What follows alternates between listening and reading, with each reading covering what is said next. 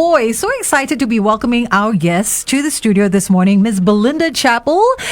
Good morning, Belinda. Welcome. Hi, how are you? Oh my gosh, so excited to be in your presence. You are looking so amazing. And Belinda, of course, formerly from the girl band Bardot. If you're wondering, what did Bardot sing? What was that song again? That's this one. Can you still sing it, actually? Yeah, I'm sure I can. I haven't, though, for many years. Don't put her on the spot. It's poison. It took the world by storm, that reality TV talent time show, the first ever. Lots of us were glued to our TV sets in the early 2000s, watching the show, how it progressed. So we're going to get into a little bit of that in just a bit. But in the meantime, we're alive on Facebook, 1FM 91.3. Come join us. If you've got questions, you can drop them as a comment or WhatsApp us 88550913. So I'm going to start with a nice, easy one for you, and just tell us what life was like in this band, in Bardot.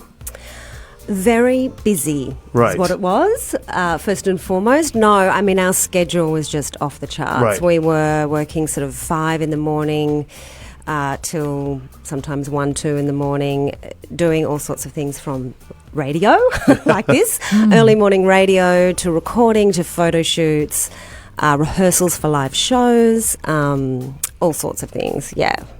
And I guess with that hectic lifestyle meant that, it wasn't the glamour, I guess, and that's something you want to portray as well to people, that the image that was given out it's more than just all the glitz and the glamour that people might think it is. It certainly is. I think, I think today, especially with social media and everything, I think everybody thinks that fame and these artists, have this incredibly glamorous life, but the reality is it's just a lot of hard work. Yeah. Did you ever think at that point of time that it was going to be so life-changing? You were going to be so huge? I had absolutely no idea. Honestly, and I think none of us did. We didn't know what reality television was back then. It was one of the first ever. It was before The Voice and Got Talent and all those shows. So, none of us, including the production company, I think, everyone was winging it. We had no idea.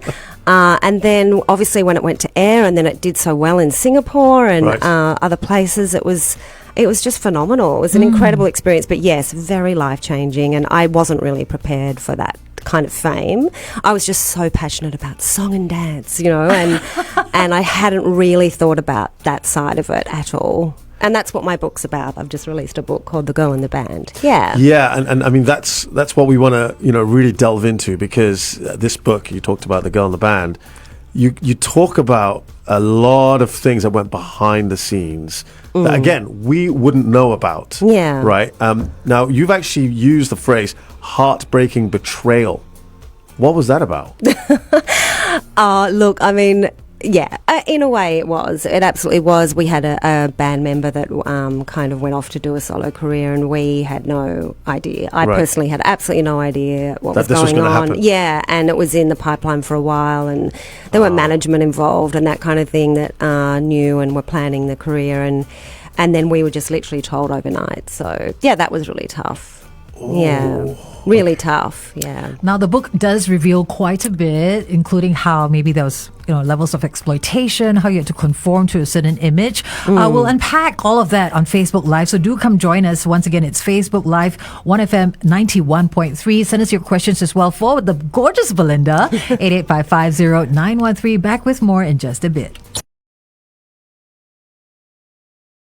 Hey, good morning, everyone. This is the gorgeous Belinda. Oh my goodness, looking so amazing. The hair is perfect. The makeup is perfect. How do you do that at this time of the day? I don't know. I actually was in Fort Canning last night, and I did like a cacao ceremony. I don't know if you're a cacao ceremony. What's a cacao ceremony? I know. What does that entail? It does sound a bit woo-woo, but no, it's like just a little. No, but I thought the same, and then actually it was just amazing. Yeah, I'm really into meditation. Right. Not so much the woo-woo stuff, but I am into meditation and mental health and all of that. So it was really beautiful, and I love Fort Canning Park. So it's got nothing to do with dark chocolate. Yeah, you have dark chocolate. Oh my God! Hey, sign me up! Wow. Sign me up! Yeah, it's actually really amazing. So it's meditation with chocolate. Yeah, and music and music. I like the sound of this. I like the sound of this. Okay. How are we not aware of this? Yeah. And this is in our backyard. I'll let you know. This should be a whole other topic for interview here. Absolutely. I love it. it. Oh my gosh. So, Belinda, in the book, does it cover, from day one, from the get-go till, how much of it? Yeah, well, you it reveal? starts out with my career as a dancer and a singer, trying to get into the industry, sort of from age 13 or age 8, actually, when I first auditioned for like the Australian Girls Choir, and just my passion for the industry and passion for song and dance, and then my journey right up until I got into Bardot. And it's quite interesting because, I did have other contracts along the way with other bands that didn't happen with EMI. I was signed to EMI for a while. I don't know if you remember that record company all for those sure. years Right, ago. of course. Yeah, so I was signed to another girl band called Girlfriend. Okay. And so there was this sort of journey that you go on with me up until the point I get into Bardot.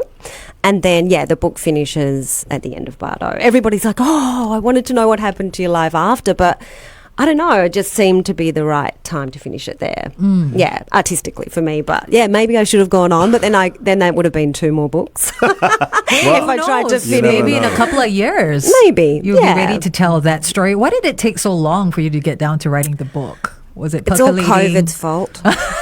No, it literally, I definitely started journaling at the time in really? 2000 and, just journaling my experience at night. Okay. It wasn't called journaling back then. Now it's all about mental health and journaling. Right. I didn't know that, but I was writing down some of the experiences to help me sort of process everything. Sure. And I always thought, that's quite a cool story. Like maybe that would make a good book one day. Maybe some people would be interested, especially the hardcore Bardot fans. Believe it or not, there's still a few out there. And then COVID hit, and I had extra time on my hands, and I just thought, my girlfriend's an incredible editor, and I just thought, well, she said, what are you doing with, that idea? And she said, why don't we do it now? She had extra time. And so together we did it. Yeah. And I released good it on her. at the We all end of- need that push sometimes. Yeah, good girlfriends. She's a Yeah. very dear friend as well. So it was organic. And yeah. we all have that book inside of us, I do believe. Yeah, Everyone we've all has. got a story to tell, right? Yeah, exactly. Yours just happens to have a lot of twists and turns in it. I mean, we were talking off air before we started this about, you guys went through a lot, and not knowing how much exploitation was going on Yeah. to the point where it runs into millions of dollars. Yeah, correct. They did. They made a lot, millions and millions, and we didn't receive a penny. We were on a per diem, is what we were on, which is that all you that's guys were getting? $30 a day. Yeah, What? You guys doing were international tour. record-breaking Yeah. band and only getting per diem. $30 a day. Double platinum we were, and we're actually platinum or double platinum my here. I think gosh. Poisonous single was double platinum here. Our other singles were gold, or the album went gold here. Yeah, Right. Okay, let's jump back on air and just tell all.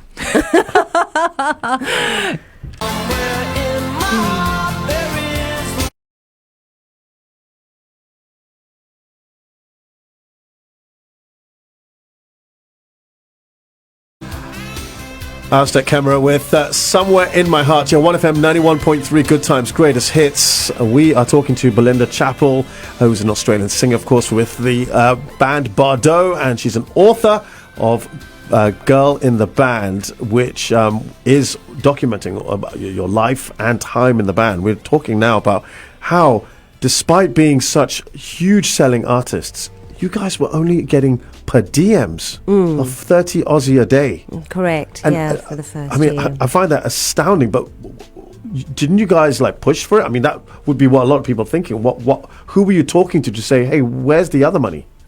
Yeah, I mean, it was, I don't know. I mean, I had a lot of experience in the industry before. A lot of the girls hadn't. Right. So there was a little bit of, if we speak up. And I think at one stage we did. And then we Right. got sort of threatened that they were going to demise the band. It was awful. It was, Oh.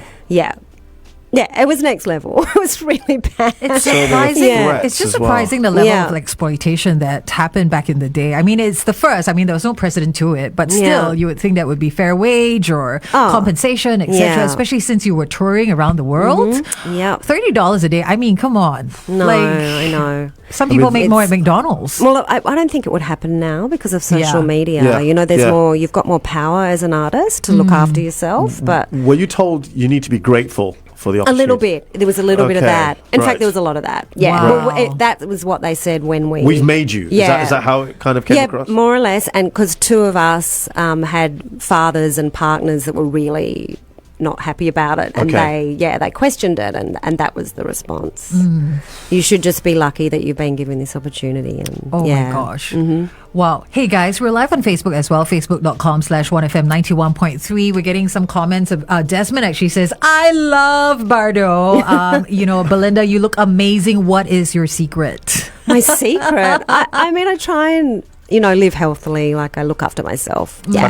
Cacao, I feel always. Not too much because it can make your heart go fast. Yeah, we're but talking about a little bit of cacao, little bits, everything in moderation. Right. Yeah. You know what's amazing? We just discovered that you actually spent some time, you lived here in Singapore following your Bardot career for a number of years. Tell us what that was like. I did. So, in 2009 I came here. I was working for Universal Studios, actually. Yeah.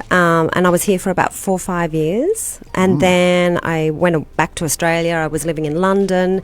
And then I came back with my husband to live here just before COVID. And that was, when I say just before, we were here for three years. Right. Yeah, and then we left just after COVID. Okay. Yeah. But I have a lot of friends here, and I love Singapore. It's like my home away from home. Oh, yeah. lovely.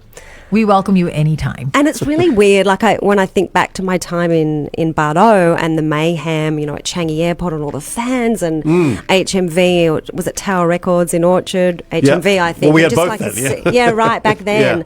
And I ended up living not far from that record store. And I just remember the sea of people that we put, it was just on another level. It was more intense than Australia, the fans. Really? Wow. Yeah, and they followed us everywhere. And if someone had have told me, you'll be living up the road there, because I was only 24 at that time, and I don't think I would have wanted to venture so much outside of Australia. Right. I was quite a nervous soul, and I don't know, it was a big experience to be travelling, and that was what was so incredible about being in Bardot, because it opened up my eyes to the rest of the world and to the beautiful Asia and Singapore. And but if someone had have told me that I was going to be living up the road and then no one recognised, I went incognito. I didn't want to be recognised anyway, and it was so many years after. But so it's quite surreal. Oh my gosh. Yeah. Belinda, you following the book, am I right in saying you're also the executive producer of a documentary as well? No, so it's not a documentary. Okay.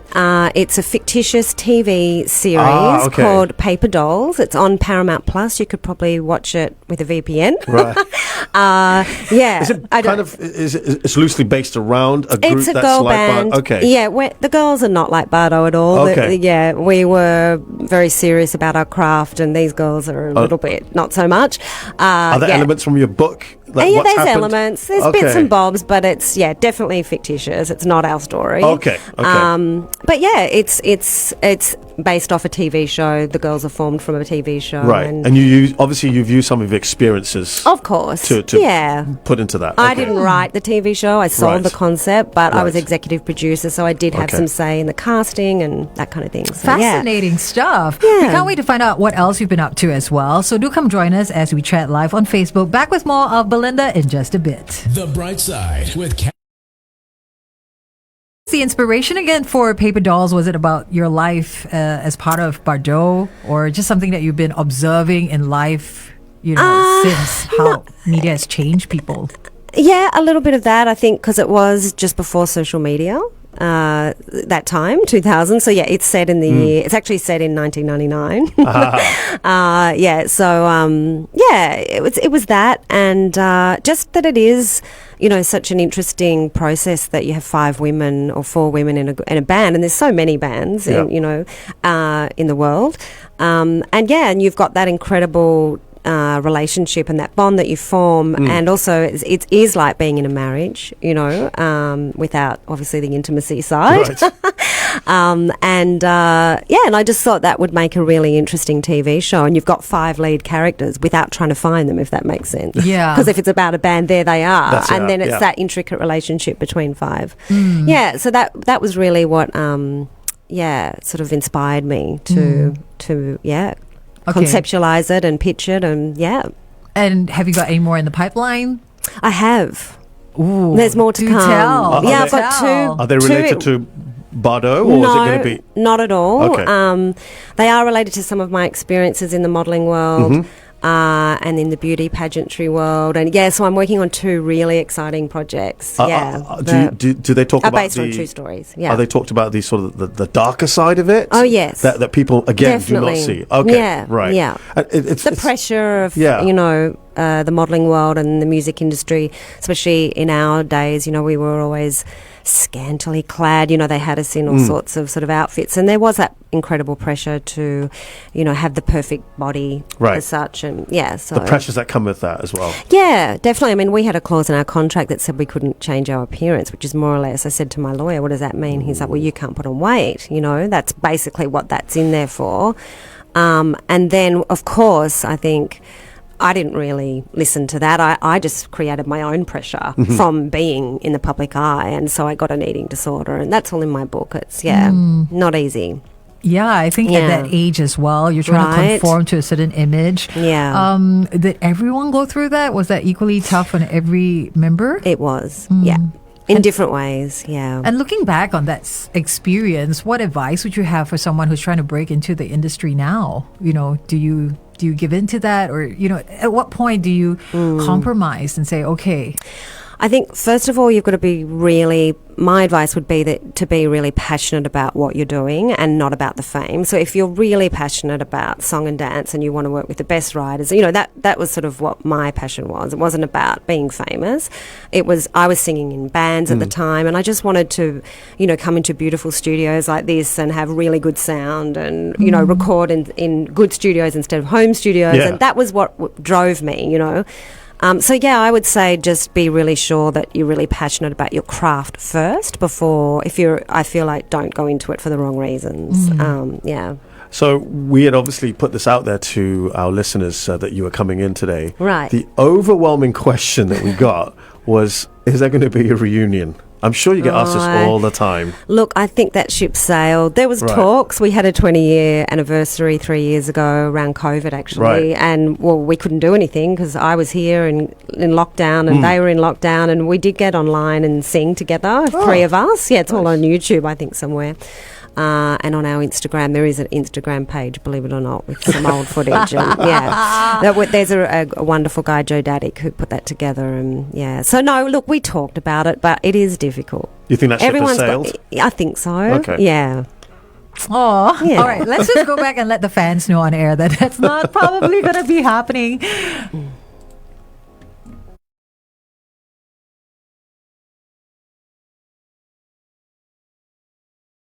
101.3 Good Times, greatest hits. Good morning. Welcome to the Brightside. Having a lovely chat with our special guest this morning, Miss Belinda Chapple, formerly from Bardot. A lot of us grew up watching the reality TV series. The first reality talent show that was Bardot, and you had 5 members originally, and then it went down to 4. And life was hectic during that time, Belinda. What were some of the things you would not want to relive during that period? Oh gosh, probably the early mornings and just always on a plane. Hey, welcome to our world. Yeah, right. Yeah, I always think about that with you guys. Flying lots. Wasn't really big on flying, although I love the travel. Right. We had a few crazy fans that were a little bit stalkerish. Yeah. Oh. And that was quite hard to handle. They don't tell you this stuff, do they, Belinda? They don't tell you any of this stuff. No, they don't warn you. There's no guidebook, let me tell you. Well, now there is. Well, that's what I'm hoping, for young performers. Yeah. So Belinda has chronicled all her experiences in a book called Girl in the Band. The Girl in the Band. Where can you get it? Amazon, you can ship it out here, and then on Audible, there's an audio book as well. Okay. Yeah. Is there something that you haven't told us that's in the book that's quite spicy? Oh, gosh. Plenty, I'm sure. There's so much. But, yeah. Your favorite one? It would have been in the book, I won't say. Oh, fair enough. Okay. What I'd mentioned earlier on Facebook was that the overriding question from a lot of our listeners was if there's a chance of a Bardot reunion. Now you've Yeah, obviously now had to poo-poo on that idea. Yeah, unfortunately, I think that ship sailed. But Yeah. I always say never say never. Right. I always say that in life, you Yeah. know. But yeah, I don't think so. Okay. Are you guys still on talking terms? You and the rest of the Yeah, band? we are. Okay. Yeah, Did it leave absolutely. on a happy note? Was it amicable? No, well, we had one band member sort of leave and Leave, go yeah. solo, and we were told sort of overnight. So it didn't. Put Okay. it that way. Fair, Yeah. fair. But the girls are still in touch, so you never know what can happen. You never know. Just like the Spice Girls. Do you like that comparison, by the way? Oh, I It's like love that. Australian Spice I Girls. love that. I love the Spice Girls. I have no problem with that at all. Okay. All right. Well, Belinda, what else are you up to these days? You know, apart from promoting the book, and you're also the EP on a TV series. Yeah. What else can people look forward to, or, you know? Yeah, I mean, I have my own company in Australia, and I work on all kinds of creative projects, which are all in the works at the moment, which I can't really talk about right Okay. now. But yeah, so But cacao yoga. Cacao yoga? cacao. Okay. Yeah, This is the one. it's not which- cacao yoga. It's Okay. a cacao ceremony. Okay. Okay. I did last night at Fort Canning. It was amazing. Sign me up, please. I Yeah. didn't know there was such a thing. It's Love it. involving dark chocolate and music And meditation. Meditation. That's Great all combo. Yeah, It is. Yeah. really is though. I like it. really is. Sign me Yeah. up. Please start one and we'll be there. Shehzad and me will be your first sign ups. sure. Okay. How can people get a hold of you if they want to follow you, find out what's been going on in your Well, life? Instagram at Belinda Chapel. Yeah. Okay. And yeah, that's about it. Okay, cool. Yeah. We hope to see more of you in Singapore. Yeah, You're always absolutely. welcome here. It's your second home. It is. And feel free to come back to the show as well. And well done with the book and the TV show as well. Thank you so much. Thank you, Belinda. Good times. Greatest hits.